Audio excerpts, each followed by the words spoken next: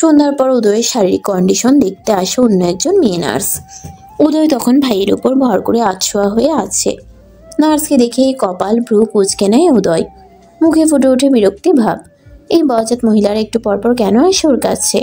মেয়ে মানুষ দেখলেই তো ওর মাথায় রক্ত উঠে যায়। অসহ্য করে এই মহিলারা দেখলেই রাগে গা জ্বলে। নার্স উদয়ের সামনে দাঁড়ায়। একটু সোজা হয়ে ঠিকভাবে বসুন। উদয় সোজা হয়ে বসে কোনো রকমে। নার্স স্ট্যাটোস্কোপের সাহায্যে উদয়ের হার্টবিট চেক করতে যায়। নার্সকে ধমক দিয়ে ওঠে উদয়। পেশেন্টের ধমক শুনে কেঁপে ওঠে নার্স। কে বলবে এই লোক 2 দিন পর আজ সকালে আইসিইউ থেকে বের হয়েছে? এর ধমক শুনে মনে হচ্ছে সুস্থ স্বাভাবিক মানুষ। নড়াচড়া করতে পারে না, কিন্তু গলার তেজ কমেনি। যাও একটু কমেছিল তা আবার বেড়ে গেছে। নাদিয়া আর প্রহর একবার নার্স তো আরেকবার উদয়ের দিকে তাকায়। উদয়ের চোয়াল শক্ত, চোখে মুখে রাগ স্পষ্ট। নার্স পেশেন্টের ধমক খেয়ে কিং কর্তব্য বিমূঢ় হয়ে গেছে। শুধু ফ্যালফেল করে তাকিয়ে আছে উদয়ের দিকে। তাকে কি জন্য ধমক দেওয়া হলো এখনও বুঝতে পারছে না। কি ভুল করেছে? পেশেন্টের বাড়ির লোক রাগারাগি করে, ধমকাধমকি করে, এটা মানা যায়। তাই বলে এখন থেকে পেশেন্টও ধমকাধমকি করবে? ও হ্যালো নার্স আন্টি, আপনি ঠিক আছেন? প্রহরের ডাক শুনে উদয়ের দিক থেকে চোখ সরিয়ে প্রহরের দিকে তাকায়। এই দামড়া ছেলে আন্টি ডাকছে। বয়সের দিক থেকে নার্সের থেকে প্রহর বড় হবে, আর এই ছেলে কিনা আন্টি ডাকছে। কোন অ্যাঙ্গেল থেকে আন্টি মনে হয়? এখনো বিয়ে করেনি, বাচ্চা হয়নি, আর এই বদ ছেলে কিনা আন্টি বানিয়ে দিল। 10-12 বছরের বাচ্চা আন্টি ডাকলে তাও মানা যেত। বুইরা দামড়া বেড়া বিয়ে করলে 3 বাচ্চার বাপ হয়ে যেত। সে কিনা আন্টি ডাকে? খাটাস লোক একটা। ভাই দুইটাই পাগল। নার্স নিজেকে স্বাভাবিক করে উদয়ের হাতের দিকে হাত বাড়ায় পালস রেট চেক করার জন্য। উদয় বাম হাতটা সরিয়ে নিয়ে আবার ধমক দিয়ে বলে, কি সমস্যা? বারবার ছুতে আসছেন কেন? না ছুলে আপনার কন্ডিশন বুঝবো কিভাবে? আমার কাজ আমাকে করতে দিন। দেখেছেন আমায়? ঠিক আছে, আমি এখন আসুন এখান থেকে। আর আসবেন না এই কেবিনে। নার্স চুপ করে দাঁড়িয়ে রইল। এই লোকের মাথাটাও খারাপ হয়ে গেল নাকি? পালস রেট চেক করলো না, প্রেশার মাপলো না, 2টো ইঞ্জেকশন দেওয়ার আছে তাও দিল না। বলছে কিনা চলে যেতে, আবার আসতেও নিষেধ করছে। আবার শুধু শুধু ধমকাধমকি করছে, রাগ দেখাচ্ছে। নার্সিং পেশায় জয়েন করার পর অনেক ঘাটতেরা পেশেন্ট দেখেছে, কিন্তু উদয়ের মতো একটাও দেখেনি। এই লোক মাস্টারপিস। নার্স এতক্ষণ ভালোভাবে কথা বললেও এখন সেও রাগ দেখিয়ে বলে, মিস্টার চৌধুরী, আমার কাজ আমাকে করতে দিন। অন্য পেশেন্টও দেখতে হবে আবার। একদম ছোঁয়ার চেষ্টা করবেন না আমাকে। ওনাদের ডেকে নিয়ে আসুন। আমাকে আপনার দেখাশোনা করার দায়িত্ব দেওয়া হয়েছে, অন্য কেউ কেন আসবে? উদয় দাঁতে দাঁত চেপে বলে, আমার দেখাশোনা করার জন্য নার্স হিসেবে আপনাকে আমার পছন্দ হয়নি। কেন? 1, আপনার থোবরা মুখের নকশা আমার পছন্দ হয়নি। 2, আপনার মুখে দাড়ি গোঁফ নেই। 3, আপনি একটা মেয়ে, সাথে প্রচুর বাচাল, অভদ্র বটে। পেশেন্টের সাথে তর্ক করেন। তর্ক করে মানুষ আমার একদম অপছন্দ। আর সে যদি হয় মেয়ে, তাহলে আমার দৃষ্টি সীমানার বাইরে থাকতে হবে। বকবক করে আমার মাথা খেয়ে দিল। এখন বের হন এখান থেকে। প্রহর আর নাদিয়া চুপ করে উদয়ের কথা শুনছে। একে কিছু বলেও ডাব নেই। যা ইচ্ছে তাই করবে, কিছু বললে শুধু শুধু বাক্য অপচয় হবে। নার্স অপমান বোধ করে কেবিন থেকে বেরিয়ে যায় রাগে ফুসফুস করতে করতে। ওনাকে অভদ্র বলে? ওই ছেলে নিজেই তো আস্ত একটা অভদ্র। নার্স ডক্টরের চেম্বারের দিকে এগিয়ে যায়। ওই অভদ্র পেশেন্টের দেখাশোনা সে করতে পারবে না। মুখের কথার কি ধরন! বলে কিনা মুখের নকশা পছন্দ হয়নি, আবার মুখে দাড়ি গোঁফ নেই। আর এই মেয়ে মানুষের মুখে দাড়ি গোঁফ কোথা থেকে আসবে? ডক্টরের চেম্বারে এসে সব বলে উদয় কী বলেছে সে আর ওই পেশেন্টের দেখাশোনা করবে না, অন্য কাউকে ওর দায়িত্ব দেওয়া হোক। নার্সের কথা শুনে হতাশ হয় ডক্টর। আইসিইউর ভেতরে থাকতেও নার্সের সাথে এরকম করেছে।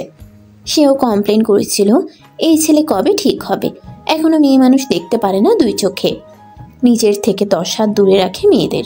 ডক্টর নার্সকে সাথে নিয়ে উদয়ের কেবিনে আসে। ডক্টরের সাথে নার্সকে দেখে চোয়াল শক্ত করে আবার মুখ ঘুরিয়ে অন্যদিকে তাকিয়ে থাকে উদয়। ডক্টর নার্স দুজনেই উদয়ের মুখ ঘুরিয়ে নেওয়া দেখে। এই ছেলে নিজেকে কিভাবে কে জানে। ওর হাবভাব দেখে মাঝে মধ্যে মনে হয় ও ছাড়া আল্লাহর দুনিয়ায় আর কেউ নেই। পুরো দুনিয়ায় ও একাই আছে। মিস্টার চৌধুরী, বলুন, শুনতে পাচ্ছি আমি। এদিকে তাকান। তাকানোর প্রয়োজন নেই, বলুন কি বলবেন। নার্সকে ওনার কাজ করতে দিচ্ছেন না কেন? আমি আগে বলেছি আমার চেকআপ সহ অন্যান্য সকল সেবা প্রদান করার জন্য ছেড়ে নার্স পাঠাবেন। তারপরও কেনই মহিলাকে পাঠিয়েছেন? বারবার গায়ে হাত দেয়। পেশেন্টকে না শুয়ে সেবা প্রদান করব কিভাবে? সেজন্য তো ছেলে নার্স পাঠাতে বলেছে। পাশ থেকে নার্স বলে ওঠে। হসপিটালের নিয়ম তো আপনার কথা মতো চলবে না। আমি বলেছি আমার কথা অনুযায়ী হসপিটালের নিয়ম চলবে। আপনি তো তাই বলছেন। আপনার দেখাশোনা করার দায়িত্ব দেওয়া হয়েছে একজনকে, কিন্তু আপনি চাইছেন অন্যজনকে। আমি আপনার কাছ থেকে সেবা নেব না, যান এখান থেকে। নার্সের মনে জেদ চাপে, সেও তেরামি করে বলে, আমার কাছ থেকেই সেবা নিতে হবে আপনার। কোশ্চেন কালেও না, দুনিয়া উল্টে যাবে, কিন্তু উদয় চৌধুরী কোনো মহিলার কাছ থেকে ট্রিটমেন্ট নেবে না। আপনার সেবা অন্য কেউ করতে আসবে না আমি ছাড়া। উদয় দাঁতে দাঁত চেপে বিড়বিড় করে বলে, নার্সটা না আসবে, মহিলার কাছ থেকে সেবা নেওয়ার চেয়ে বাড়িতে বসে মরে যাব, তাও ভালো। এই প্রহর, চল বাড়িতে। বলে ঘাড় ঘুরিয়ে প্রহরের দিকে তাকায়। প্রহর গম্ভীর থমথমে মুখে তাকিয়ে আছে ওর দিকে। নাদিয়া দাঁড়িয়ে আছে চুপচাপ, মাথায় ঘুমটা টেনে। উদয় প্রহরকে ধমক দিয়ে বলে, এখনো বসে আছিস কেন? ধর আমাকে, বাড়ি যাব। ডক্টর তাড়াহুড়ো করে বলেন, মিস্টার চৌধুরী শান্ত হন আপনি। আপনার কথা মতো বয় নার্সকে আসতে বলছিল। কেন শান্ত হব? থাকবো না আপনাদের হসপিটালে। এই প্রহর, ধর আমাকে। ডক্টর পড়লেন মহা ঝামেলায়। তিনি শান্তশিষ্ট প্রকৃতির ভদ্র মানুষ, বেশি সময় চুপচাপ থাকেন। ঝামেলা মেটাতে এসে উল্টো ঝামেলা বেড়ে গেল। নার্সকে কেন মাঝখানে কথা বলতে হলো? উনি তো বলছিলেন কথা। মেয়েদের বুদ্ধি আসলেই বেশি, তার মধ্যে কিছু মেয়ের বুদ্ধি হাই লেভেলের। অনেক বুঝিয়ে সুঝিয়ে উদয়কে শান্ত করে। একজন বয় নার্সকে দায়িত্ব দেওয়া হয় উদয়ের দেখভাল করার জন্য। তার ডিউটি শেষে অন্য আরেক বয় নার্স দেখাশোনা করবে। এশার নামাজের পর উদয়কে খাইয়ে দেয় নাদিয়া আর প্রহর উদয়কে ধরে বসে থাকে। খাবার খাওয়ানো শেষে মেডিসিন খাইয়ে দেয়। প্রহর সিনিয়র ডক্টরের সাথে কথা বলার জন্য কেবিন থেকে বেরিয়ে যায়। উদয় বেডের কিনার ঘেঁষে পা ভাঁজ করে বসে, নাদিয়ার পাশে দাঁড়িয়ে ধরে রাখে। এখন বেশি সময় একা একা বসে থাকতে পারে না, সাপোর্ট লাগে উঠতে বসতে। ছাড়ো আমাকে। কেন? একা একা থাকতে পারবো পড়ে যাবেন না তো? না, পড়বো না। নাদিয়া ছেড়ে দাঁড়ায়। উদয় সোজা হয়ে বসে থাকে। কিছু সময় একা একা সাপোর্ট ছাড়া বসে থাকার পর মনে হচ্ছে একদিকে হেলে পড়ছে। শরীর ঝাঁকি দিয়ে ওঠে। আসলে একদিকে কাত হয়ে গিয়েছিল কিছুটা। নাদিয়া উদয়ের পাশেই দাঁড়িয়ে আছে। বলা তো যায় না, যদি পড়ে যায়। উদয় পানি খেতে চায় আবার। নাদিয়া পাশ ফিরে পানির বোতল হাতে নেয়। বসে থাকতে থাকতে বাম দিকে কাত হয়ে যায় আবার। নাদিয়া উদয়ের দিকে ফিরে দাঁড়ায়। উদয় থাবা দিয়ে নাদিয়াকে ধরার চেষ্টা করে। নাদিয়াকে ধরতে না পারলেও নাদিয়ার গলার কাছে জামা খামচে ধরে। নাদিয়া পানির বোতল ফেলে দ্রুত ধরে উদয়কে। উদয় মাথা রাখে নাদিয়ার মাথার টক্কর। উদয়ের মাথার সাথে নাদিয়ার মাথায় টক্কর লাগে। পড়তে পড়তে রক্ষা পায়। দুজনেরই হার্টবিটের গতি বেড়ে গেছে। মাথায় ব্যথাও পেয়েছে। যদি পড়ে যেত কি হতো? ধরে বেডের সাথে হেলান দিয়ে বসায় উদয়কে। উদয়কে নিজের দিকে তাকিয়ে থাকতে দেখে নাদিয়া নিজেও তাকায়। সাথে সাথেই চোখ দুটো ছানাবড়া হয়ে যায়। দ্রুত গতিতে ওড়না দিয়ে শরীর ঢেকে নেয়। কি করলেন এটা? কি করলাম? জামা? আর কিছু বলার আগে উদয় নিজেই বলে, ছিঁড়ে গেছে। ছিঁড়লেন কেন? ইচ্ছে করে ছেড়েছি নাকি? তাহলে? দেখলেই তো, পরিচিত নিয়েছিলাম। পরের হাত থেকে বাচ্চার জন্য তোমাকে ধরতে গিয়েছিলাম, কিন্তু তোমাকে ধরার আগে জামা চলে এসেছিল হাতের মুঠে, তাই জামাই ধরেছে। আমার কোনো দোষ নেই, আমি নির্দোষ মানুষ। ইনোসেন্ট ফেস বানিয়ে শেষের কথাগুলো বলে। নাদিয়া উল্টো ঘুরে দাঁড়ায়। ওড়না তুলে জামা দেখে ভি গলার জামাটা প্রায় 5-6 ইঞ্চি গলার কাছ থেকে ছিঁড়ে গেছে নিচের দিকে। এখন এই জামা পরে কিভাবে থাকবে হসপিটালে? এই জামা চেঞ্জ করার জন্য এখন বাড়িতে যেতে হবে। সব দোষেই বজ্জাত লোকের। বলে কিনা আমার কোনো দোষ নেই, আমি নির্দোষ। মাঝখানে বসতে বলল, বসলো না। ধরে দাঁড়িয়েছিল, তাও ভালো লাগলো না। ছেড়ে দাও, আমি একা বসে থাকতে পারবো। এখন দিল জামাটা ছিঁড়ে। ওদিকে ঘুরে তাকিয়েছো কেন? এদিকে ঘোরো। নাদিয়া ওড়না ঠিক করে উদয়ের দিকে ঘুরে দাঁড়ায়। উদয় মিটিমিটি হাসছে। বজ্জাতকে এমনি এমনি বলে নাকি? অকাজ করে আবার হাসছে। সরি, আমি বুঝতে পারিনি এমন কিছু হয়ে যাবে। যদি বুঝতে পারতাম তাহলে পড়ে যেতাম, তবুও ধরতাম না। কাছে আসো, দেখি কতটুকু ছেড়েছে। মাথায় হাত বুলিয়ে দিই, আসো। উদয় নিজের বাম হাতের দিকে তাকায়। চোখ যায় হাতের নখের দিকে। মাঝখানে 3টা নখের সাথে কিছু লেগে আছে। চোখের সামনে উঁচু করে ধরে। বৃদ্ধা আঙ্গুলের সাহায্যে নখের ভেতরে যা আছে সেটা বের করে। ভালোভাবে খেয়াল করে দেখে চামড়া। তড়িৎ গতিতে নাদিয়ার দিকে তাকায়। নাদিয়ার শরীরের চামড়া ও নখের সাথে উঠে এসেছে। নখ তো ছোট ছোটই, তারপরেও চামড়া উঠে গেছে আঁচড় লেগে। কাছে ডাকছি না, আসছো না কেন? তাড়াতাড়ি আসো। গম্ভীর স্বরে বলে কথাগুলো। উদয়ের হাসি হাসি মুখ হঠাৎ গম্ভীর হয়ে যেতে দেখে এগিয়ে আসে নাদিয়া। উদয় নাদিয়ার ওড়না সরাতে গেলে নাদিয়া হাত আটকে দেয়। হাত ছড়াও নাদিয়া।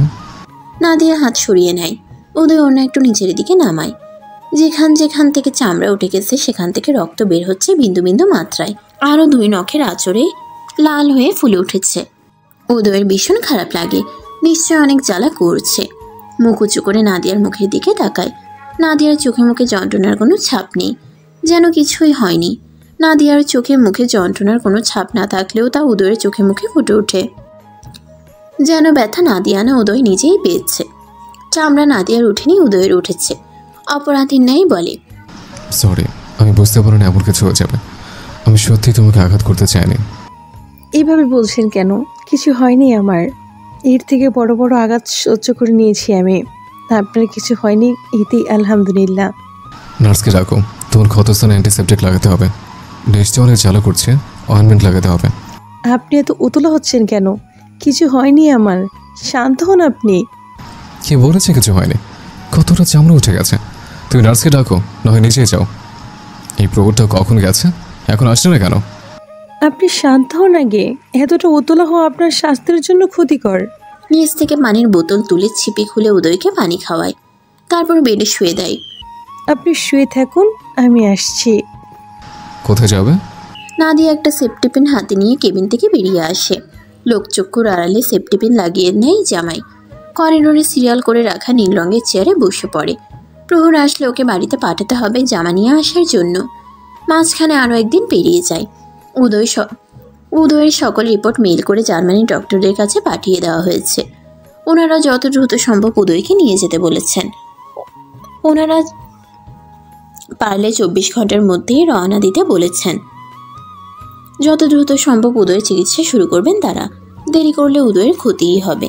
তাই যত দ্রুত সম্ভব জার্মানির উদ্দেশ্যে রওনা হবে উদয়কে নিয়ে। নাদিয়ার ইমার্জেন্সি পাসপোর্ট তৈরি করা হয়েছে, ভিসাও তৈরি 3 জনের। তবে টিকিট আছে 2টো, যে কোনো দুজনই যেতে পারবে। নেক্সট যে ফ্লাইটের সিট খালি আছে সেটা 3 দিন পর। এখন 3 জন একসাথে যেতে চাইলে 3 দিন অপেক্ষা করতে হবে। আর আজকে গেলে দুজনই যেতে পারবে। উদয়ের অবস্থা আগের চেয়ে খারাপের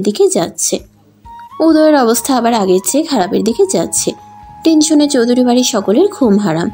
প্রহরের দিন রাত দৌড়াদৌড়ি করতে করতেই পার হচ্ছে। এখন দুপুর 2টা। বহু কষ্টেও আরেকটা সিট জোগাড় করতে পারিনি। 3 দিন অপেক্ষা করলে উদয়ের অবস্থা আরও খারাপের দিকে যাবে। প্রহর একটা সিদ্ধান্ত নেয়। চৌধুরী বাড়ির সবাই এখন হসপিটালেই উপস্থিত আছে। সকলকে করিডোরে ডাকে। উদয় ঘুমোচ্ছে এখন। সকলের মুখের দিকে একবার তাকায় প্রহর, তারপর বলে, আজকে জার্মানি যাওয়ার 2টো টিকিট এখনো খালি আছে। ফ্লাইট রাত 12টায়। লোকাল ফ্লাইটে ওঠানামা কষ্ট হবে, তাই লোকাল ফ্লাইট বাতিল। আর নেক্সট যে ফ্লাইটে সিট খালি আছে সেটা 3 দিন পর। 3 দিন অপেক্ষা করলে ব্রোয়ের অবস্থা আরও ক্রিটিক্যাল হয়ে যাবে। তাই আমি সিদ্ধান্ত নিয়েছি আজকে ব্রোকে নিয়ে জার্মানি রওনা দেওয়ার। এখন যেহেতু টিকিট 2টো, তাই যেতে হবে তো 2জনকে। ব্রো আর ভাবি আজকে চলে যাক, 3 দিন পরে না হয় আমি যাব। উদয়ের বাবা ওমর চৌধুরী বলেন। বড় ভাইয়ের সাথে তাল মিলিয়ে ওমাইর চৌধুরী বলেন, ভাইয়া কিন্তু ঠিকই বলছে। হসপিটালে দৌড়াদৌড়ি রিপোর্ট আনা নেওয়া করা আরও কত ঝামেলা থাকে। নাদিয়া তো ওদের ভাষাও বুঝতে পারে না। উদয় তো সব সময় ওর সাথে থাকবে না যে ও বুঝিয়ে দেবে। নাদিয়াও বলে, আব্বাটা ঠিকই বলেছে ভাইয়া। সত্যি সত্যি কিছু বুঝতে পারবো না আমি। উল্টো আরও ঝামেলায় পড়তে হবে। বাংলাদেশে কোনো কিছু বুঝতে পারি না, জার্মানি গিয়ে কীভাবে বুঝবো? আপনি যান আপনার ভাইয়ার সাথে। উম্মেহানি চৌধুরী বলেন, আজকে তুই উদয়ের সাথে যা, 3 দিন পর নাদিয়া যাবে। আমরা এখান থেকে এয়ারপোর্টে পৌঁছে দিয়ে আসবো। তুই ওকে ওখানে রিসিভ করে নিস। 3 দিনেরই তো ব্যাপার। প্রহর এইসব কিছু ভেবে দেখেছে আগেই, কিন্তু তারপরেও ওর মনে হয়েছে উদয়ের সাথে নাদিয়ার যাওয়াই উচিত। সকলের কথা শোনার পরেও বলে নাদিয়াই যাক উদয়ের সাথে। নাদিয়া সহ সকলেই প্রহরকে অনেক বোঝায়।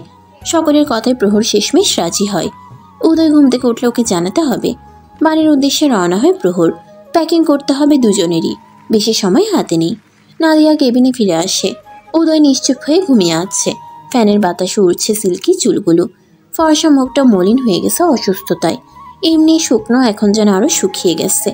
আগে নিজে থেকে উঠে বসে থাকতো, একটু আধটু নড়াচড়া করতে পারতো, এখন তাও পারে না।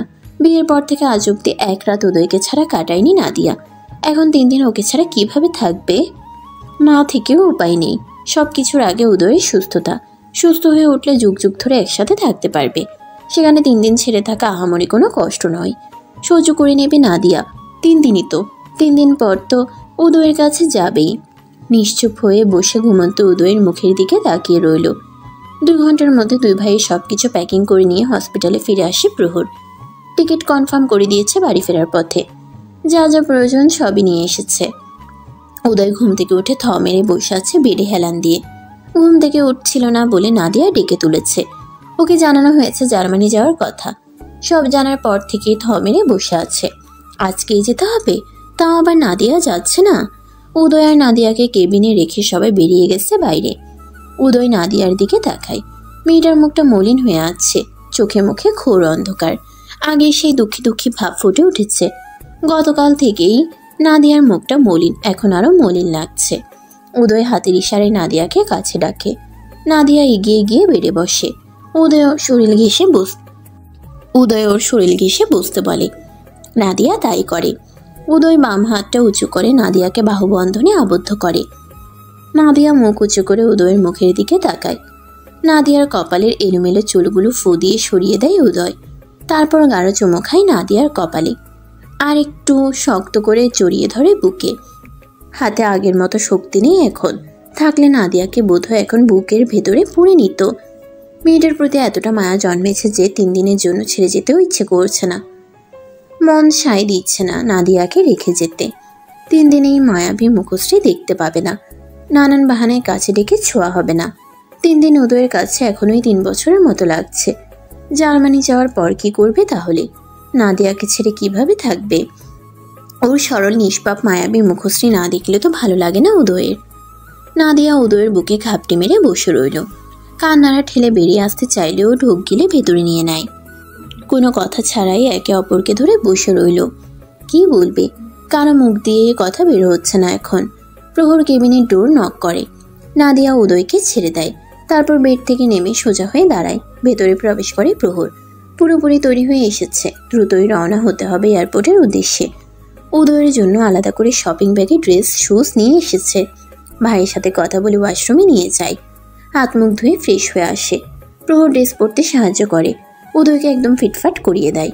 হোয়াইট শার্ট, ব্ল্যাক প্যান্ট, চুলগুলো সুন্দর করে ব্রাশ করে দিয়েছে। এতদিনের রোগী রোগী ভাবটা কমে এসেছে কিছুটা। জুতো নিজের হাতে পরিয়ে দেয় প্রহর। তারপর ধরে হুইল চেয়ারে বসায়। নাদিয়া একপাশে দাঁড়িয়ে সব দেখছে। উদয়কে আজকে সুন্দর লাগছে দেখতে। সাদা, কালো আর নীল রঙের ড্রেস পরলে অসম্ভব রকমের সুন্দর দেখায়। নাদিয়ার নজর আটকায় তখন উদয়ের দিকে। আজকেও তার ব্যতিক্রম কিছু হয়নি। লোকটা আসলেই মারাত্মক সুন্দর। কেবিন থেকে বেরিয়ে আসে 3 জন। উদয় বাড়ির সকলের সাথে কথা বলে। সবাই অনেক দোয়া করে উদয়ের জন্য। তারপর থেকে পুরাটা সময় উদয় চুপ থাকে। হসপিটাল থেকে বের করে নিয়ে আসা হয়। সবাই এয়ারপোর্টে যাবে উদয়কে বিদায় জানাতে। উদয়ের ফুফাতো ভাই বোন, মামা মামি সবাই এয়ারপোর্টে আসছে উদয়কে বিদায় জানাতে। কারে উঠে বসে সবাই। উদয়ের পাশে নাদিয়া বসে, অন্য পাশে উম্মেহানি চৌধুরী। মায়ের কাঁধে মাথা রেখে চোখ বন্ধ করে নেয়। আগেরবার যখন গিয়েছিল তখন সাথে উম্মেহানি চৌধুরী আর প্রহর ছিল শুধু। এবার আর মা যাবে না। কতগুলো দিন মায়ের সাথে দেখা হবে না। সামনে দাঁড়িয়ে কথা বলতে পারবে না কতগুলো দিন। সকলেই এয়ারপোর্টে এসে পৌঁছায়। প্রায় 6টা বেজে গেছে। উদয়কে ধরে হুইল চেয়ারে বসানো হয়। তারপর এগিয়ে যায় ভেতরের দিকে। গেটের কাছে আসতে একজন সকল পেপারস নিয়ে হাজির হয় প্রহরের সামনে। পেপারস রেখে তার পাওনা পরিশোধ করে দেয় প্রহর। ইমিগ্রেশনের আগে সকলের কাছ থেকে বিদায় নেয় উদয়। মা, বাবা, ছোট চাচ্চু সকলকে জড়িয়ে ধরে। আরও যারা আছে তাদের কাছ থেকেও বিদায় নেয়। সকলের কাছ থেকে বিদায় নিলেও এক পাশে দাঁড়িয়ে থাকা নাদিয়ার কাছ থেকে বিদায় নেয় না। উদয় চোখ তুলে নাদিয়ার দিকে তাকায়। মেয়েটার মুখে অমাবস্যার ঘুটঘুটে অন্ধকার নেমে এসেছে। যাওয়ার আগে নাদিয়াকে জড়িয়ে ধরতে ইচ্ছে জাগলো। বাড়ির সকলের সামনে নাদিয়াকে জড়িয়ে ধরা বা ওকে কিছু বলা তাতেও লজ্জা পাচ্ছে উদয়। আশেপাশে আরও কত মানুষজন দাঁড়িয়ে আছে। সময় পেরিয়ে যাচ্ছে, ভেতরে প্রবেশ করতে হবে। লাস্ট একবার সকলের কাছ থেকে বিদায় নেয়। প্রহর সুটকেস ট্রলির উপরে রেখে এক হাতে হুইল চেয়ার, অন্য হাতে ট্রলি ধরে সামনে আগায়। পেছনের সবাই কান্নায় ভেঙে পড়ে। উদয়ের চোখেও পানি চিকচিক করছে। প্রহরও তার ব্যতিক্রম নয়। নাদিয়া চাতক পাখির মতো তাকিয়ে দেখছে দুজনে চলে যাওয়া। নাদিয়ার বুকের ভেতর কেমন অসহ্য যন্ত্রণা হচ্ছে। এত কষ্ট বোধহয় এর আগে কোনোদিন হয়নি। না, হয়েছে তো। উদয়ের ওই দিন অসুস্থতায় নাদিয়া এর থেকেও বেশি কষ্ট হচ্ছিল, যন্ত্রণা হচ্ছিল বুকে। আজকেও হচ্ছে। উদয় কি একবার পেছন ফিরে তাকাবে না? উদয় হয়েছে আর থামিয়ে দেয়। ভালোবাসলে এত লজ্জা পেলে চলবে না। ভালোবাসলে একটু নির্লজ্জ হতে হয়। একটু নির্লজ্জ হলে সমস্যা নেই। ঘাড় ঘুরিয়ে পেছনে তাকায়, ডাকে নাদিয়ার নাম ধরে। উদয়ের ডাক শুনে আশেপাশের অনেকেই তাকায় ওর দিকে। কেউ কেউ আবার নাদিয়া নামের মেয়েটাকে খুঁজছে। নাদিয়াকে এগিয়ে আসতে না দেখে উদয় আবার ডাকে। উষা নাদিয়াকে ঠেলে উদয়ের দিকে পাঠিয়ে দেয়। নাদিয়া এগিয়ে গিয়ে উদয়ের সামনে দাঁড়ায়। একটু হাঁটু গেড়ে বসো। নাদিয়া তাই করে, হাঁটু গেড়ে বসে উদয়ের সামনে। উদয় নাদিয়াকে চেপে ধরে বুকে। নাদিয়াও শক্ত করে দুই হাতে জড়িয়ে ধরে ফুঁপিয়ে ওঠে মৃদু শব্দে। উদয় বুঝতে পারে নাদিয়া কেঁদে দিয়েছে। মেয়েটা কাঁদে না খুব সহজে। এতক্ষণ নিজেকে ধরে রাখলেও উদয়ের ভালোবাসার ছোঁয়া আর ধরে রাখতে পারেনি। বরফের ন্যায় গলে গেছে মেয়েটা। আশেপাশের অনেকেই তাকিয়ে আছে উদয় আর নাদিয়ার দিকে। নাদিয়ার মাথার সাথে নিজের গাল ঠেকিয়ে রাখে উদয়। এখন মোটেও নাদিয়াকে ছাড়তে ইচ্ছে করছে না। ইচ্ছে করছে এভাবেই জড়িয়ে ধরে রাখতে। চৌধুরী বাড়ির সবাই তাকিয়ে দেখছে দুজনকে। যেই ছেলে বিয়ের পর বলল নাদিয়া আমার চোখের সামনে যেন না আসে, ওকে আমার ধারে কাছেও যেন না দেখি। নাদিয়াকে দেখলেই কিভাবে তাকাতো, ধমক দিয়ে উঠতো কথায় কথায়। সেই ছেলেই মুখ থুবড়ে পড়েছে নাদিয়ার মায়ায়। এত তাড়াতাড়ি দুজনের মাঝে এত গভীর ভালোবাসা তৈরি হবে ভাবেনি কেউ। বিশেষ করে উদয়ের দিক থেকে এত তাড়াতাড়ি ভালোবাসা ছিল অকল্পনীয়, তাও এত গভীরভাবে। উদয় নাদিয়াকে ছেড়ে দেয়। মৃদু শব্দে ডাকে নাদিয়ার নাম ধরে। মুখ থেকে মুখ তুলে তাকায় নাদিয়া। উদয় নিজেই হাতের টিস্যু দিয়ে নাদিয়ার গাল মুছিয়ে দেয়। তারপর টিস্যুটা কোলের উপর রেখে নাদিয়ার গালে হাত রাখে। ঢোক গেলে নিয়ে আস্তে আস্তে বলে, নিজের খেয়াল রাখবে, ঠিক মতো খাওয়া দাওয়া করবে, কান্নাকাটি করবে না একদম, রাতে ঘুমাবে ঠিক মতো, আমার জন্য একদম টেনশন করবে না। প্রহর আছে তো আমার সাথে, নিজের যত্ন নিও। 3 দিনই তো, 3 দিন পর আবার দেখা হবে। আবার বলছি নিজের খেয়াল রাখবে, যত্ন নেবে। তোমার কাছে হলে কিন্তু আমি কষ্ট পাবো। নাদিয়ার 2 চোখ বেয়ে ঝরঝর করে পানি গড়িয়ে পড়ে। আবার কাঁদে, কান্না বন্ধ করো। উদয়ের গলা ছড়িয়ে আসছে, কথাগুলো দলা পাকিয়ে যাচ্ছে। চোখ দিয়ে অবাধ্য পানিরা বেরিয়ে আসছে। চোখ বন্ধ করে লম্বা শ্বাস টেনে নেয়। নাদিয়ার চোখের পানি আবার মুছিয়ে দিয়ে জড়িয়ে ধরে। জড়ানো গলায় মাকে ডাকে। এগিয়ে আসে উম্মেহানি চৌধুরী, দাঁড়ায় ছেলের পাশে। উদয় মায়ের দিকে তাকায়। ওকে নিয়ে যাও মম, আর একটু দেখে রেখো। জন্মের পর মাকে হারিয়েছে, মায়ের ভালোবাসা পায়নি কোনোদিন। এখন তুমি ওর মা। তোমার ছেলে মেয়েদের পাশাপাশি ওকে একটু বেশি ভালোবেসো, আদর যত্ন করো। আমরা ছাড়া ওর কিন্তু কেউ নেই। উম্মেহানি চৌধুরী বলতে পারেন না কিছুই। তার চোখ বেয়েও পানি পড়ছে টপ টপ করে। নাদিয়ার জীবন কাহিনী সে আগেই শুনেছে ঘটকের মাধ্যমে। সেজন্যই আরও বেশি নাদিয়াকে পছন্দ হয়েছিল। নাদিয়া উদয়কে ছেড়ে দাঁড়ায়, নিজেকে স্বাভাবিক দেখানোর চেষ্টা করে, কিন্তু লাভ হয় না। উম্মেহানি চৌধুরী নাদিয়াকে টেনে নিজের কাছে আনে। এক হাতে জড়িয়ে ধরে নাদিয়াকে, মাথায় হাত বুলিয়ে সান্ত্বনা দেয়। উদয় প্রহর এগিয়ে যায় সামনের দিকে। উদয় মাথা নিচু করে নেয়, আর উপরের দিকে তোলে না। চোখ বেয়ে টপ টপ করে পানি গড়িয়ে পড়ছে। হাতের টিস্যু দিয়ে একটু পরপর চোখ মোছে। পেছন থেকে সবাই দেখে ওদের চলে যাওয়া। আগামী 1 বছরের মধ্যে হয়তো দেশে ফেরা হবে না উদয়ের। এর থেকে কম সময়ও লাগতে পারে, আবার বেশিও লাগতে পারে। এখন একমাত্র আল্লাহ তাআলাই ভরসা। তিনি কতদিনে সুস্থ করবেন সেটা তিনিই একমাত্র ভালো জানেন। এর আগেও 6 মাস সিঙ্গাপুর ছিল ট্রিটমেন্টের জন্য। অ্যাক্সিডেন্ট করার পরের দিনই সিঙ্গাপুর নিয়ে গিয়েছিল। 6 মাসের চিকিৎসায় কিছুটা সুস্থ হলেও খুব বেশি ইমপ্রুভ হচ্ছিল না, তাই বাংলাদেশে ফিরে আসে। উদয় নিজেই জেদ ধরে ফিরে আসে। সুস্থ হচ্ছিল না, শুধু শুধু এত টাকা চলে যাচ্ছিল। প্রত্যেক মাসে এভাবে টাকা খরচ করতে থাকলে ফকির হয়ে যেত বোধ হয়। তাই উদয় নিজেই ফিরে আসে, কিন্তু পঙ্গু অবস্থায় নিজেকে মেনে নিতেও পারছিল না। অন্যের উপর নির্ভরশীল হয়ে থাকা, নিজের হাতে খেতে না পারা, কোনো কিছুই মেনে নিতে পারেনি। ডিপ্রেশন, হতাশায় ভুগছিল। 2 বার সুইসাইড করার চেষ্টা করে। সিঙ্গাপুর থেকে ফিরে আসার 6 মাস পর একবার স্লিপিং পিল খেয়েছিল, যতগুলো হাতের কাছে পেয়েছিল। তার 4 মাস পর আবার ফল কাটার ছুরি দিয়ে হাতে শিরা কেটে ফেলেছিল, কিন্তু ভাগ্যের জোরে 2 বারই বেঁচে গেছে। তখন প্রহর রাতে উদয়ের সাথেই থাকতো, যদিও উদয় এটা নিয়ে অনেক চিল্লাচিল্লি রাগারাগি করত। প্রহর না থাকার সুযোগে দিনের বেলায় 2 বার সুইসাইড করার চেষ্টা করে। তারপর থেকে উদয়ের জন্য ক্ষতিকর এমন কিছু উদয়ের নাগালে রাখতো না। উম্মেহানি চৌধুরী উদয়ের হাত নিচের মাথায় রেখে কেঁদে কেঁদে বলেছিল, তুই আর একবার এমন কিছু করলে তোর আগে আমি দুনিয়া থেকে বিদায় নেব। তারপর আর উদয় এমন কিছু করেনি। তার কয়েক মাস পরেই জোর করে নাদিয়ার সাথে বিয়ে দেয়। রাত 10টার পরে এয়ারপোর্ট থেকে বেরিয়ে আসে চৌধুরী বাড়ির সবাই। কারে উঠে বসে সকলেই। রওনা হয় বাড়ির উদ্দেশ্যে। উদয়ের মামা মামি, ফুপি ফুপ্পা, ওনারা সবাইও আসে। আজ রাত এখানেই থাকবে। নাদিয়া সোজা নিজের রুমে চলে আসে। রুমটা আজ খালি, উদয় নেই বেডে। রোজ রুমে আসলেই দেখতো উদয় বেডে বসে আছে, নয়তো শুয়ে আছে। নাদিয়া রুমে আসলেই আর চোখে তাকিয়ে থাকতো। রুমটা আজ ফাঁকা, উদয় নেই। এই রুমের প্রথম মালিক নেই রুমে। নাদিয়ার ভেতর থেকে কান্না ঠেলে বেরিয়ে আসছে। কেমন যে লাগছে নাদিয়া বলে বোঝাতে পারবে না। ভীষণ রকমের যন্ত্রণা হচ্ছে বুকে। ডোর লক করে বেডে গিয়ে বসে। এই জায়গাতেই উদয় বেশি বসে থাকতো। নাদিয়া বেডে বসেই বোরকা হিজাব খুলে পাশে রেখে দেয়। রুমের চারদিকে নজর বুলায়। রুমের সব কিছুই আছে, শুধু উদয় নেই। এত কষ্ট কেন হচ্ছে?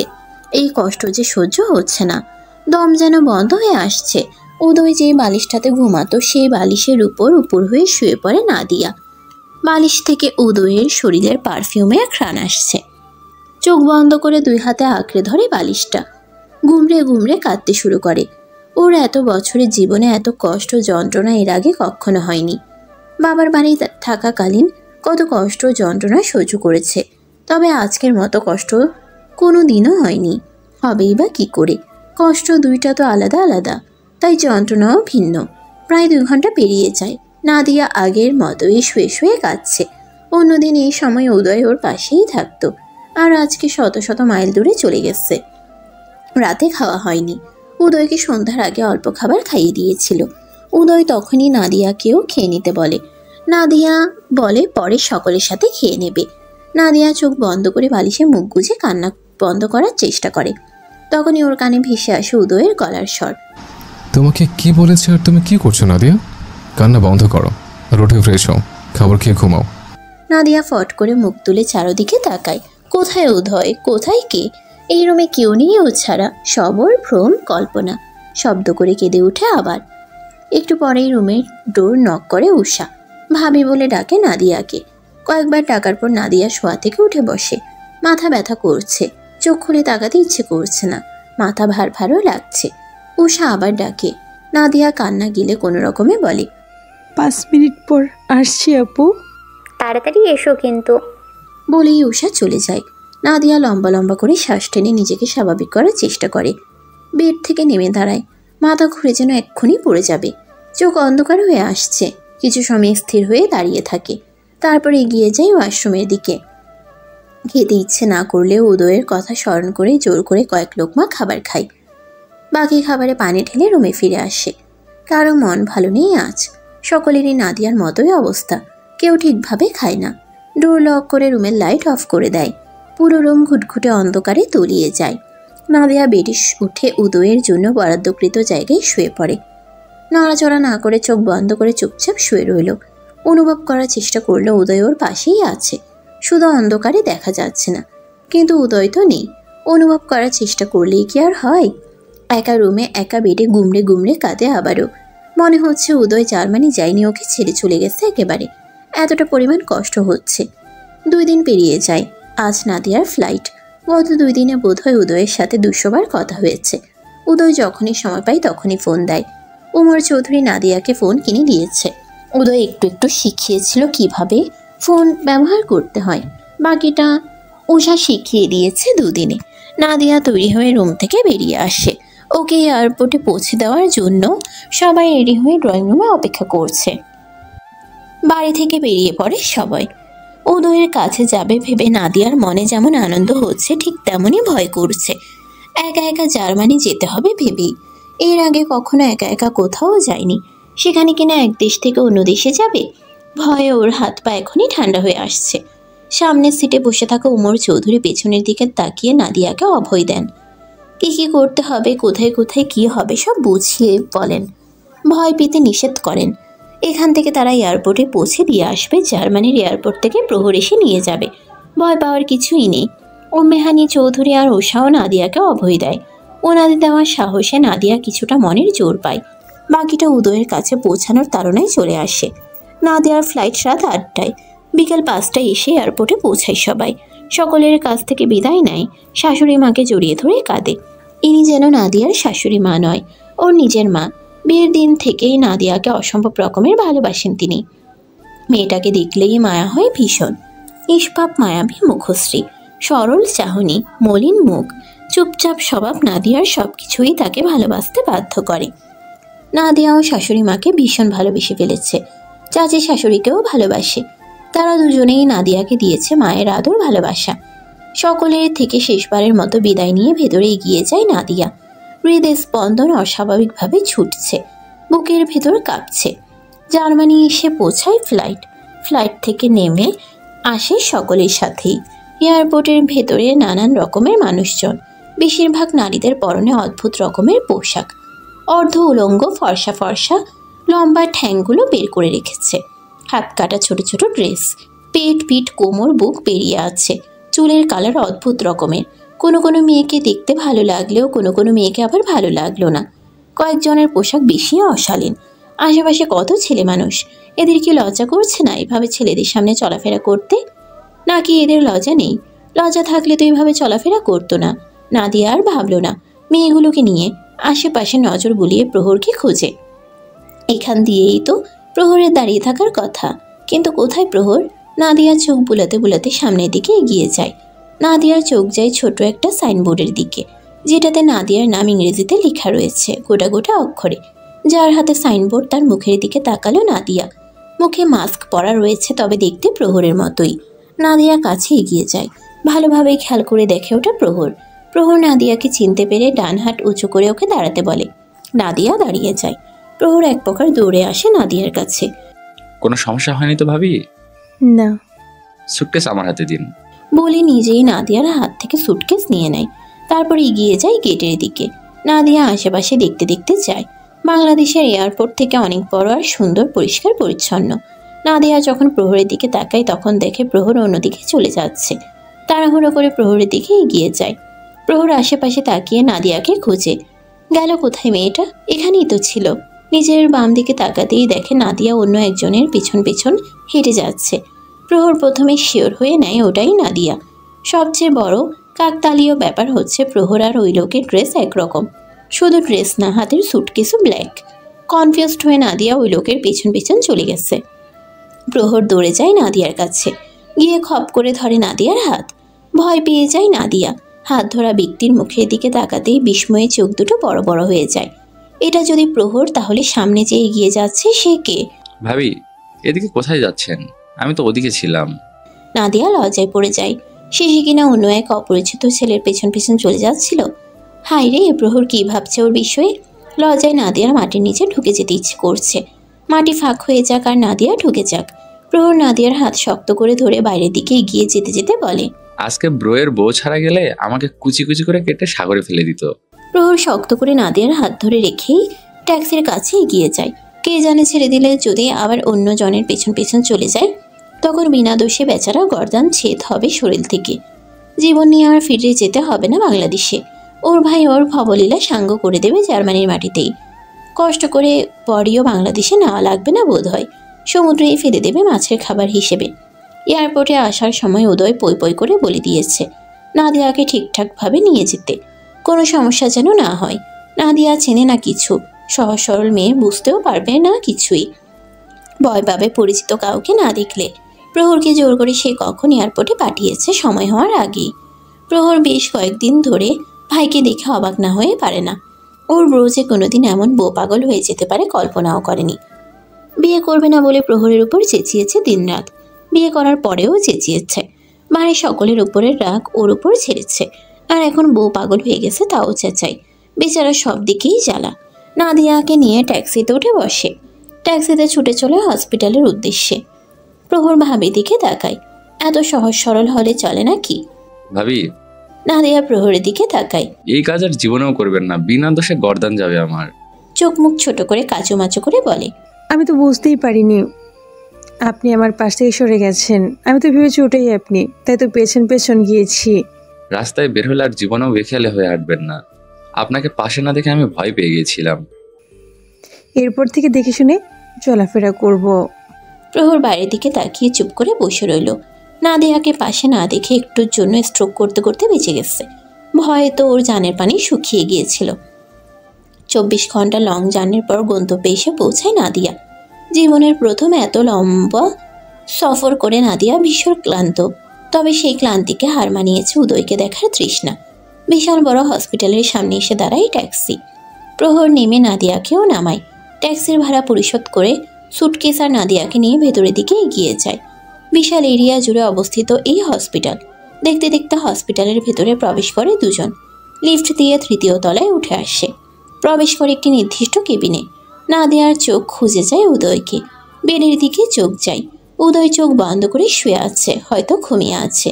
নাদিয়ার চোখ, অন্তর, মন সব শীতল হয় উদয়কে দেখে। গত 3টা দিন 30 বছরের মতো লেগেছে নাদিয়ার কাছে। এক একটা মিনিট ছিল যেন একদিনের সমান। অপেক্ষার সময় কাটাতে চায় না সহজে। অপেক্ষারা হয় দীর্ঘ। এ অসময়ে উদয় ঘুমিয়ে গেল। ঘুমোবেই বা না কেন? বাংলাদেশ থেকে আসার পর একটা রাতও ঠিকভাবে ঘুমোয়নি।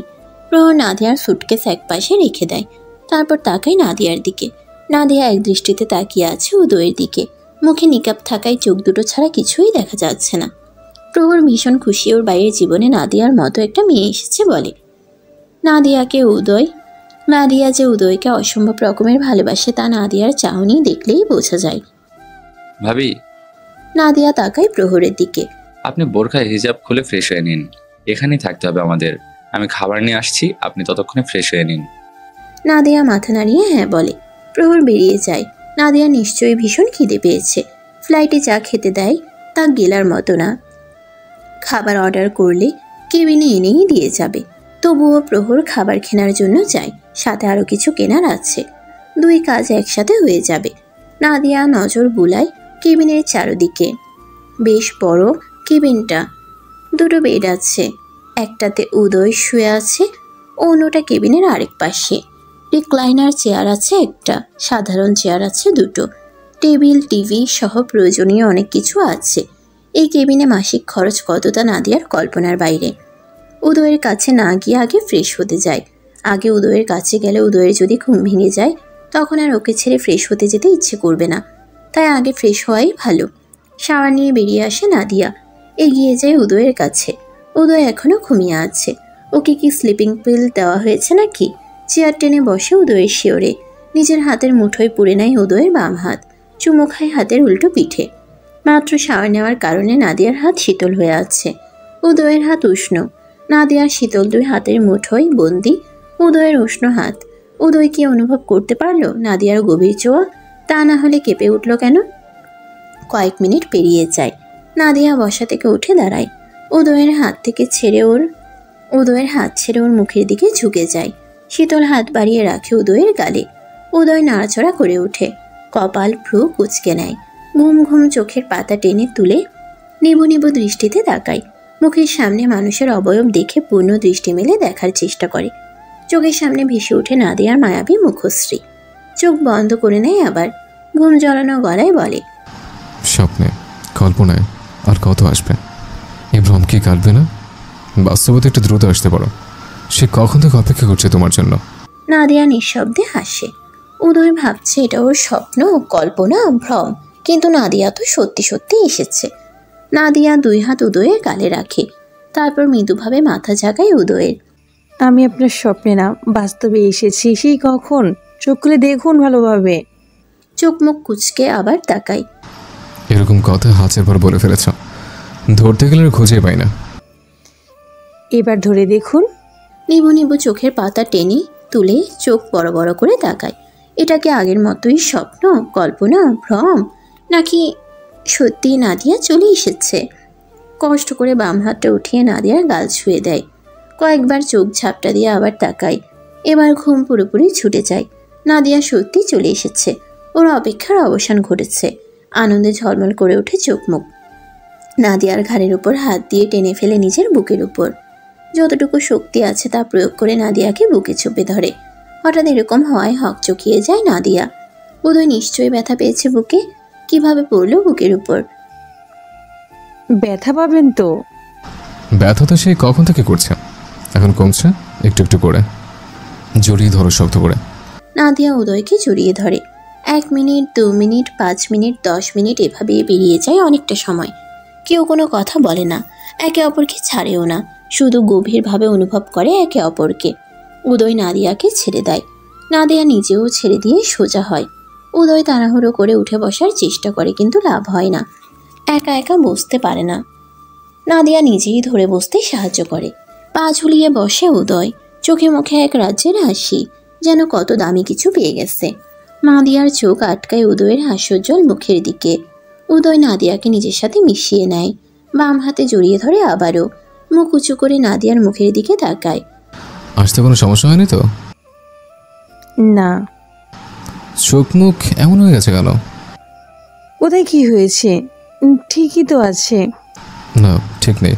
চোখ মুখ শুকিয়ে গেছে। খাওয়ানি রাতে? চোখের নিচে ডার্ক সার্কেল পড়ে গেছে। নিশ্চয় রাতে ঠিকমতো ঘুমো নেই কয়দিন? কিছু হয়নি, এতটা রাস্তা সফর করছি তাই এমন দেখাচ্ছে। কালকের মধ্যেই ঠিক হয়ে যাবে। প্রহর কোথায়? বললো খাবার আনতে গিয়েছে। খাবার কিনতে গেছে? কিন্তু খাবার অর্ডার করলে তো কেবিনে দিয়ে যায়। উদয় আর কিছু না বলে নাদিয়ার বুকে মুখ গুজে দেয়। ছটফট করতে থাকা হৃদয়টা শান্ত হয়ে গেছে এখন। এই 3 দিন নিজের ছটফটানি দেখে নিজেই অবাক হয়েছে উদয়। নাদিয়ার জন্য এতটা ছটফট করবে ভাবেনি কোনোদিন। হ্যাঁ, বাড়ির সকলের কথাও মনে পড়ে। ওদের জন্যও খারাপ লাগে, কষ্ট হয়। মাকেও কাছে পেতে ইচ্ছে করে। মায়ের কথাও খুব বেশি মনে পড়ে। কিন্তু সেই সবকে ছাড়িয়ে গেছে নাদিয়ার মায়া। মেয়েটার কথা সেকেন্ডে সেকেন্ডে মনে পড়ে। চোখ বন্ধ করলেই চোখের সামনে ভেসে ওঠে নাদিয়ার মায়াবী মুখ। ডানে বামে তাকালেও যেন দেখতে পাই নাদিয়া দাঁড়িয়ে আছে। মেয়েটার মাঝে অদ্ভুত এক মায়া আছে, যেই মায়া উদয়কে টানে ভীষণভাবে। ভাবতে বাধ্য করে নাদিয়ার কথা। নাদিয়াকে বিয়ে করেছে 3 মাস পেরিয়ে গেছে। এই 3 মাসেই এত গভীরভাবে তলিয়েছে নাদিয়ার মায়ায়। কই যারার সাথে তো 3 বছরের রিলেশন ছিল। 3 বছরের সম্পর্ক ছেড়ে যখন যারা চলে গেল, তখন তো উদয়ের এমন অবস্থা হয়নি যে অবস্থা হয়েছে এই 3 দিনেই। যারার কথা তো এত মনে পড়েনি। যারার মায়া তো ওকে টানেনি কখনো। তাহলে কি উদয় যারাকে ভালোবাসেনি? তাহলে যারার প্রতি কি ছিল উদয়ের? নাকি বৈবাহিক হালাল সম্পর্কের কারণে এমনটা হচ্ছে? যারার সাথে উদয়ের হারাম সম্পর্কই ছিল। হালাল সম্পর্কের আগেই তো ছেড়ে চলে গেছে। হালাল সম্পর্কের এতই জোর? 3 বছরের ভালোবাসা হারিয়ে যতটা না কষ্ট হয়েছে, বউকে দূরে রেখে থাকতে তার থেকে অনেক বেশি কষ্ট হয়েছে। ডোর নক হয়। ভেতরে আসার অনুমতি পেয়ে ভেতরে প্রবেশ করে খাবার নিয়ে ফিরে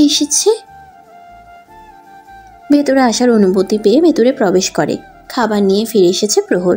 অন্য হাতেও একটা পকেট আছে। উদয় ধমক দিয়ে উঠে ভাইকে। এত সময় লাগে খাবার নিয়ে আসতে?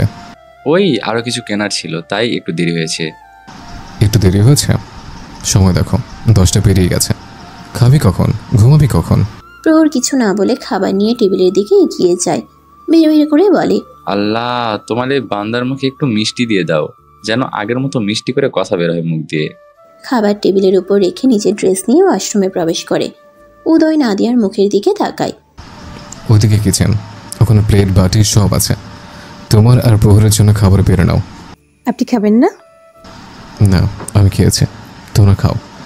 দুজনে অনেক ক্লান্ত হয়ে আছো, খেয়ে বিশ্রাম নাও। নাদিয়া এগিয়ে যায় কিচেনের দিকে। প্লেট বাটি নিয়ে আসে। দুজনের জন্য খাবার বেড়ে নেয়। প্রহর ফ্রেশ হয়ে বেরিয়ে আসে। টেবিলের দিকে তাকিয়ে দেখে নাদিয়া খাবার বেড়ে বসে আছে। এগিয়ে গিয়ে বসে চেয়ার টেনে। বিনা বাক্যে খাওয়া শুরু করে দুজনে। উদয় বেডে শুয়ে শুয়ে ভাই আর বউয়ের দিকে তাকিয়ে থাকে। ওর মাঝে মধ্যে চিৎকার করে বলতে ইচ্ছে করে, কিন্তু বলে না। ভাইকে শুধু দেখে যায় দিনের পর দিন। খাবার খাওয়া শেষ হয় দুজনের। নাদিয়া প্লেট বাটি গুছিয়ে নিয়ে ধুয়ে রেখে আসে। এসে দেখে একটা বয় নার্স দাঁড়িয়ে আছে উদয়ের দিকে তাকিয়ে। প্রহর চুপচাপ দাঁড়িয়ে আছে পাশেই। নার্সটা ইংরেজি ভাষায় শান্ত স্বরে সুন্দর করে উদয়কে বলে, মিস্টার উদয়, আপনি না ঘুমিয়ে আজকেও জেগে আছেন কেন? না ঘুমানোর কারণে আপনার ব্লাড প্রেশার আপ ডাউন করছে। নিয়ম না মানলে দ্রুত সুস্থ হবেন কিভাবে?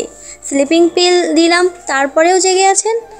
উদয় মনে মনে বলে, এর জন্য তো বলি এত ঘুম আসলো কোত্থেকে? বেটা খচ্চর, তোর জন্য বউর সাথে দেখা করতে দেরি হয়ে গেছে। তোকে কে বলেছিল স্লিপিং পিল দিতে? আমার স্লিপিং পিল চলে এসছে। আজকের পর থেকে তোদের পিল আর অপচয় হবে না। দেখবি সন্ধ্যার আগে ঘুমিয়ে গেছে, একা কেনা বউকে নিয়ে। তারপর মুখ ফুটে গম্ভীর স্বরে বলে, আমার বউ এসেছে তাই উঠেছে। ওয়াশরুম থেকে এসে ঘুমিয়ে পড়বো আবার। একেবারে আগামীকাল দুপুরে ঘুম থেকে উঠবো।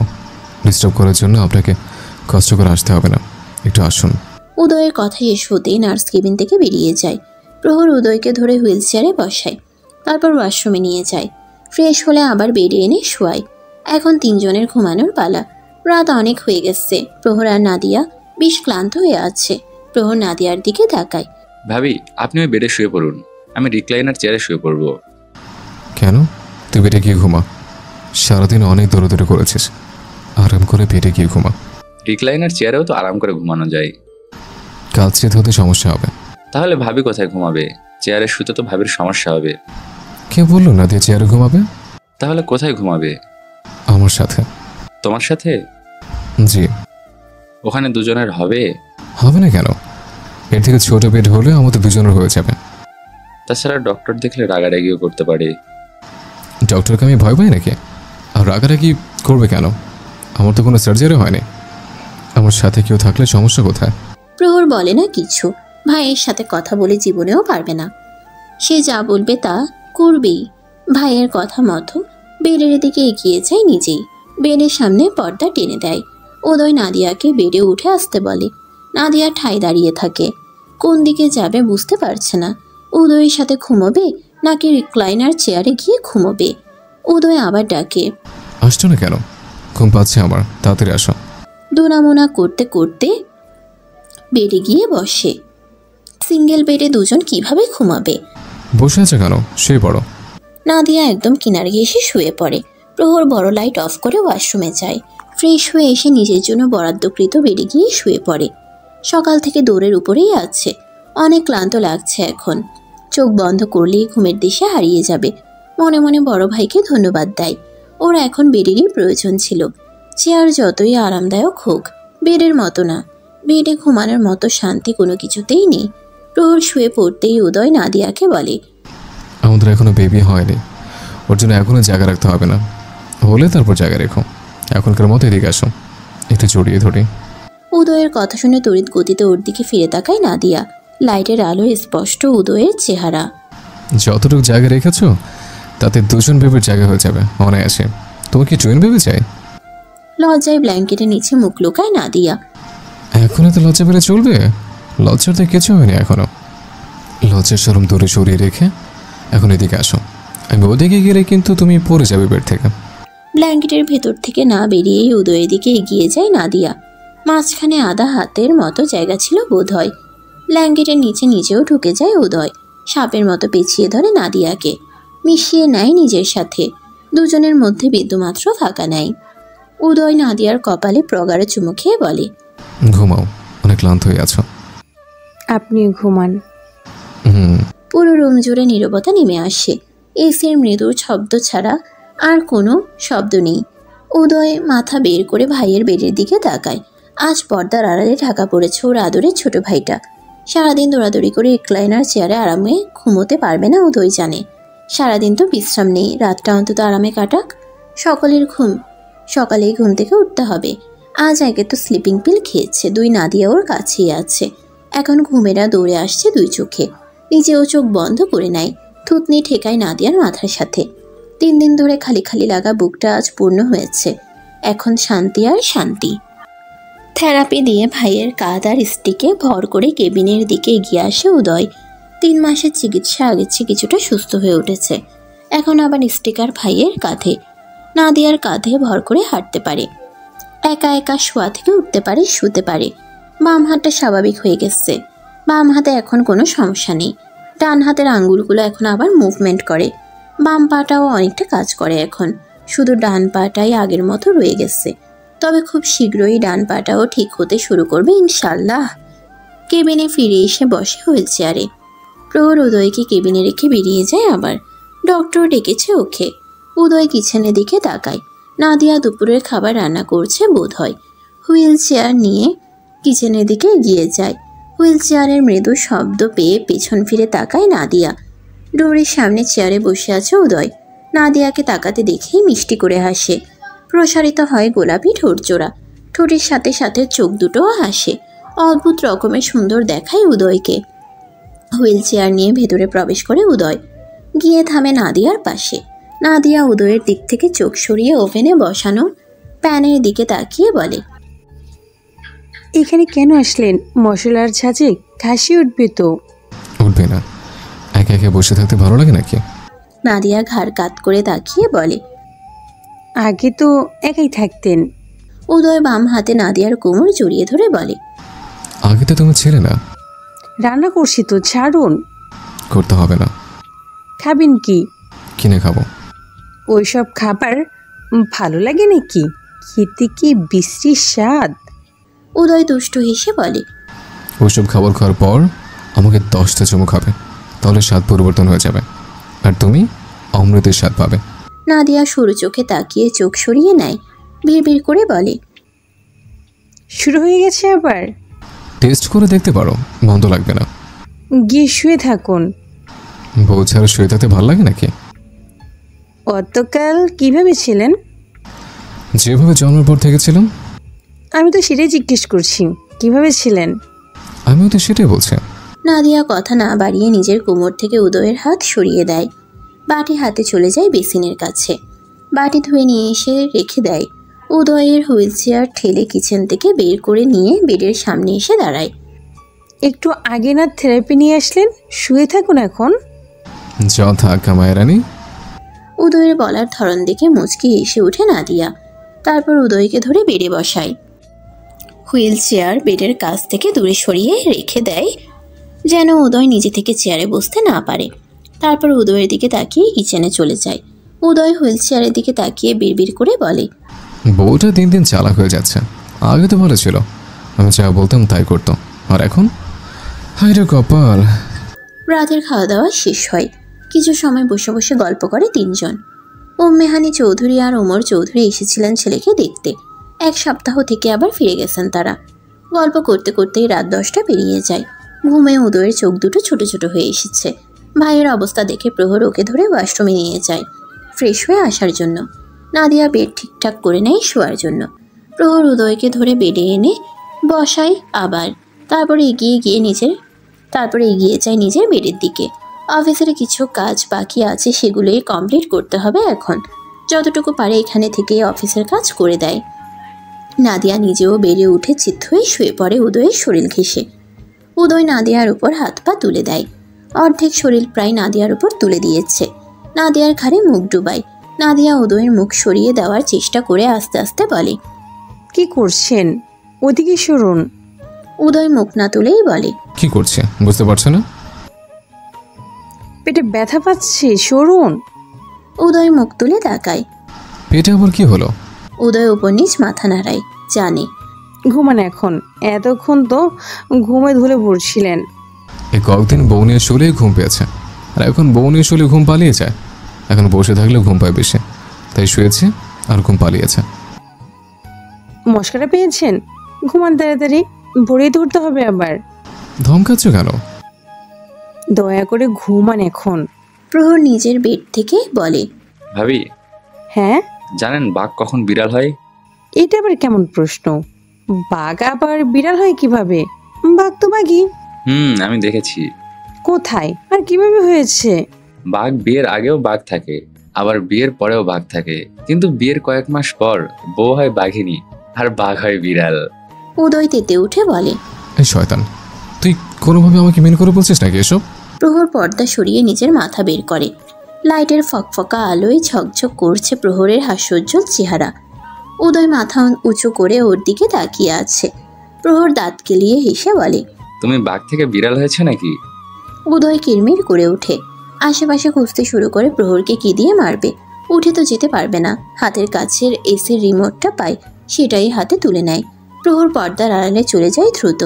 এটা তোমার বাড়ি না ব্রো, আর না ওই রিমোটটা তোমার, ওটা ভাঙা যাবে না, রাখো। নাদিয়া উদয়ের হাত থেকে রিমোটটা নিয়ে রেখে দেয়। উদয় কটমট করে বলে, তুই শুধু আমার কাছে আসিস, তারপর দেখিস কি করি তোর। এক্ষুনি আসছি, দাঁড়াও। বলে বেড থেকে নেমে পর্দার আড়াল থেকে বেরিয়ে আসে। ভাবি, আপনি এখানে এসে ঘুমান, আমি ব্রোয়ের সাথে ঘুমাবো আজ। উদয় নাদিয়াকে শক্ত করে ধরে বলে, আয় তুই, লাথি দিয়ে তোর মাজা ভেঙে দেবো ব্যর্থ। প্রহরের পর্দার আড়ালে চলে গিয়ে বলে, আমি এখনো মাজা ভাঙতে চাই না, বিয়ে করা হয়নি এখনো। তো কর গিয়ে বিয়ে, তো কাটকে রেখেছে নাকি কেউ? বিয়ে করলেই তো হলো না, কোনটা নাগিন আর কোনটা হরিণ সেটাও তো জানতে হবে। যেদিন হরিণ পাবো সেদিন বিয়ে করে নেব, এখন ঘুমাও। ছোট ভাইয়ের কথা শুনে উদয় হেসে ওঠে, সাথে নাদিয়াও। ঘুমান এখন, রাত বাড়ছে কিন্তু। বউ বোঝে না মনের দুঃখ রে। নাদিয়ার কানের কাছে মুখ নিয়ে আস্তে আস্তে সুর ধরে গান গেয়ে বলে। নাদিয়া উপরের দিকে উঠে উদয়ের মাথা নিজের বুকে জড়িয়ে ধরে। উদয় তবুও জোর করে মুখ তুলে নাদিয়ার মুখের দিকে তাকায়। নাদিয়া উদয়ের কপালে প্রগাঢ় চুমু খায়। আর একটা কথাও না, চুপচাপ ঘুমান। উদয় নাদিয়ার বুকে মুখ গুজে চুপ হয়ে যায়। নাদিয়া ব্ল্যাঙ্কেট দিয়ে ভালোভাবে দুজনের শরীর ঢেকে নেয়। উদয় মনে মনে বলে, ভাইয়ের কথা কি ঠিক নাকি? আমি সত্যি সত্যি বিরল হয়ে গেলাম, কিন্তু আমি তো নাদিয়াকে ভয় পাই না। হসপিটালের সামনে বিশাল এরিয়া জুড়ে পেশেন্টদের হাঁটাহাঁটি করার জন্য জায়গা রাখা হয়েছে। পেশেন্ট ভেতরে থাকতে থাকতে বোরিং হয়ে গেলে এখানে চলে আসে। বিশেষ করে প্যারালাইজড পেশেন্টরা, তারা এখানে এসে হাঁটাহাঁটি করে ব্যায়াম করে। সময়ের এই ক্ষণে এসে উদয় নিজেও হাঁটছে এখানে। সূর্য পশ্চিম দিকে হেলে পড়েছে। শীতের আগমন ঘটেছে আরও আগেই। উদয়ের বাম হাতে স্টিক, ডান পাশে ওর সাথে হেঁটে চলেছে নাদিয়া। এখন উদয় একা একাই হাঁটতে চলতে পারে, কারো সাহায্য ছাড়াই। শুধু স্টিক হলেই চলে। প্রহরকে পাঠিয়েছে ফ্ল্যাট খুঁজতে। হসপিটালে আর থাকবে না, ভালো লাগছে না এখানে। আর যতদিন থাকতে হয় ফ্ল্যাটেই থাকবে। চিকিৎসা নেওয়ার জন্য শুধু হসপিটালে আসবে। উদয় হাঁটতে হাঁটতে থেমে যায়। ওর সাথে নাদিয়াও দাঁড়ায়। কি হলো? দেখো ওই বেবিটা কত কিউট। উদয়ের হাত অনুসরণ করে সেদিকে দৃষ্টি দেয় নাদিয়া।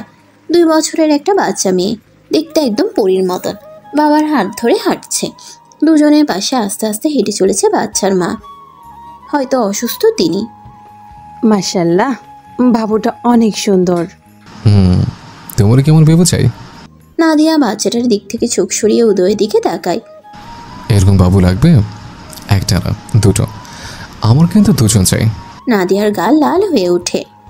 এলোমেলো দৃষ্টি ফেলে বলে, হাঁটো তো। হাঁটছে তো তখন থেকে। ছোট বাবু একসাথে হলে ভালো হবে। একটা মেয়ে একটা ছেলে। ছেলে মেয়েকে পাহারা দিতে পারবে। বোনের দিকে কেউ তাকালে তার মুখ ভেঙে দেবে। উল্টো পাল্টা কোথায় বললাম? উল্টে পাল্টাই তো। কপাল আমার, বিয়ে করেছে প্রায় বছর হয়ে আসলো, অথচ এখনো উপোস ভাঙতে পারলাম না। নাদিয়া বুঝতে না পেরে বলে, মানে বোঝনি? না। বাবু হবে কিভাবে? চুমু খাওয়া বাদে তো কিছু করতে পারলাম না এখনো।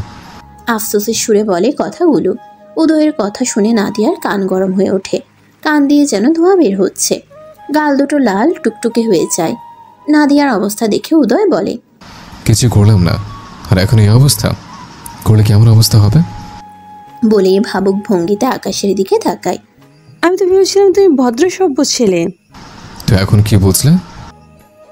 খুবই অসভ্য আর নির্লজ্জ। তুমি আমাকে চেনো? না জানি কি হয়েছে, এতদিন ধরে একসাথে আছি, অবশ্যই চিনি। উদয় নাদিয়ার কানের কাছে মুখ এগিয়ে নেয়। আস্তে আস্তে বলে, তুমি আমাকে এখনো চেনো নি বউ। আমি এর থেকে 1000 গুণ বেশি নির্লজ্জ। যেদিন নির্লজ্জ হব সেদিন বুঝতে পারবে তোমার হাজব্যান্ড ঠিক কতটা নির্লজ্জ। এখনও তো নিজের আসল রূপ ঢেকে রেখেছে খোলসের আবরণে। যেদিন উন্মুক্ত করব সেদিন বুঝবে উদয় চৌধুরী আসলে কতটা অসভ্য, অভদ্র আর নির্লজ্জ হতে পারে। Just wait and watch. কথাটা শেষ হতেই নাদিয়ার মুখের উপর ফু দিয়ে সুন্দর করে হাসে। নাদিয়ার গাল টেনে বলে। আমার মিষ্টি বউ ইচ্ছে করে খেয়ে ফেলে। নাদিয়া আশেপাশে তাকায়, কেউ ওদের দিকে তাকিয়ে আছে কিনা দেখার জন্য। কেউ দেখবে না বউ, সকলে নিজেদের কাজে ব্যস্ত। ছাড়ো বলেই নিজের গাল থেকে উদয়ের হাত সরিয়ে দেয়। বিড়বিড় করে বলে, আল্লাহ, এতটা নির্লজ্জ কেন এই লোক? বিড়বিড় করে বললেও উদয় শুনতে পেয়ে যায়। বললাম না এর থেকে বেশি নির্লজ্জ আমি। লজ্জা শরম বলতে কিচ্ছু নেই আমার মধ্যে বউ। আর বিয়ের পর এমনিতে ছেলেদের লজ্জা শরম থাকতে নেই, থাকলে বাবা হবে কিভাবে? নাদিয়া অন্যদিকে তাকিয়ে থাকে। উদয় আবার মুখ এগিয়ে নেয় নাদিয়ার কানের কাছে। সমস্যা নেই, তোমাকে নির্লজ্জ বানিয়ে দেব, তখন তোমারও লজ্জা করবে না। অসভ্য পুরুষ। সে আমি আগে থেকেই। মাঝখানে একটু ভালোই ছিলাম, কিন্তু তুমি এসে আবার আগের চেয়ে বেশি অসভ্য বানিয়ে দিয়েছ। ইউনো, বিয়ের পর বউয়ের ছোঁয়া পেয়ে ছেলেটা একদম নির্লজ্জ অসভ্য হয়েছে। সেই হিসেবে আমি এখনো যথেষ্ট সভ্য আছি। নাদিয়া উদয়কে রেখে এগিয়ে যায় সামনের দিকে। পেছন থেকে উদয় ডাকতে ডাকতে এগিয়ে যায়। আরে মায়েরানি, দাঁড়াও, আমাকে অত দ্রুত হাঁটতে পারে নাকি? ধরো আমাকে। চৌধুরী বাড়ি জুড়ে খুশির আমেজ বিরাজ করছে আজ। 13 মাস পর বাড়ির ছেলের বউ ফিরে আসছে বাড়িতে। আত্মীয় স্বজনও এসেছে। চৌধুরী বাড়ি আজ মানুষজনে পরিপূর্ণ। অনেকেই এয়ারপোর্টে গেছে 3 জনকে নিয়ে আসার জন্য। সময় গড়ায় 2টো কার প্রবেশ করে গেটের ভেতরে। প্রহর কার থেকে নেমেই লাফাতে লাফাতে বাড়ির ভেতর প্রবেশ করে। এত বড় দামড়া ছেলেকে এভাবে লাফাতে দেখে ওর দিকে প্রকুচকে তাকায় সকলেই। উম্মেহানি চৌধুরী বলেন, এত বড় ছেলে হয়ে এভাবে লাফাচ্ছিস কেন বাচ্চাদের মতো? একটু পর তোমারও লাফাবে মম। তোমার মতো পাগল না আমরা। পাগল না ছাগল সেটা একটু পরেই দেখা যাবে। পাশ থেকে কথাগুলো বলে উষা। ছোটরা সবাই হৈ হৈ করে ওঠে। সবাই গেটের দিকে তাকায়। বাম হাতে স্টিকার, ডান হাতের মুঠোয় নাদিয়ার হাত ধরে সিঁড়ি বেয়ে উপরে উঠছে উদয়। মুখে আগের সেই চিরচেনা হাসি বিদ্যমান। উদয়ের স্বাস্থ্য পরিবর্তন হয়েছে। এখন আর আগের মতো শুকনো নেই। 3 বছর আগে যেমন ছিল তেমন হয়ে গেছে। ছেলের এত পরিবর্তন দেখে উম্মেহানি চৌধুরীর চোখ বেয়ে গড়িয়ে পড়ে পানি। তবে ঠোঁটে হাসি বিদ্যমান রয়েছে। নাদিয়ার মুখ দেখা যাচ্ছে না, নিকাবের আড়ালে ঢাকা পড়েছে।